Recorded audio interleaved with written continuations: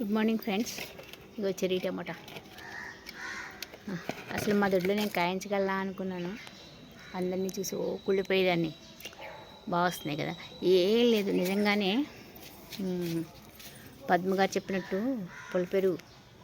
పుల్ల పెరిగే, నేను వేప నూనె కూడా తక్కువే. పుల్ల పెరుగు నీళ్ళలో కలిపేసి శుభ్రంగా వేసేస్తాను. రాత్రి మిగిలిన అన్నం నీళ్ళల్లో కలిపేసి పొద్దున శుభ్రంగా మూట కట్టేసి పెట్టేస్తున్నాను. ఇంకో చూసారా, బాగా వస్తుంది కదా, బాగా వచ్చేది. లోపల ఇలా గుత్తులు కింద కాయాలని కోరిక. ఆ కోరిక ఇప్పుడు తీరిపోయింది నాకు. అంతే. అసలు ఏమి కొట్టట్లేదు తెలుసా. ఒక పురుగు ఉంటుంది చూడండి, ఎక్కడైనా చెక్ చేయండి. అసలు ఒక పురుగు ఉండదు, అంత పుల్ల పెరిగే. శుభ్రంగా 1 లీటర్ పెరుగు తెప్పిస్తాను, 2 రోజులు బయట పెట్టేస్తాను. పెట్టేసి శుభ్రంగా పులిసిపోగానే దాన్ని శుభ్రంగా నీళ్ళలో కొట్టేసి బకెట్లో స్ప్రే చేసేస్తాను. స్ప్రేయర్ కొనుక్కున్నాను, ఆన్లైన్లో కొన్నాను, ఎప్పుడో 1700కి.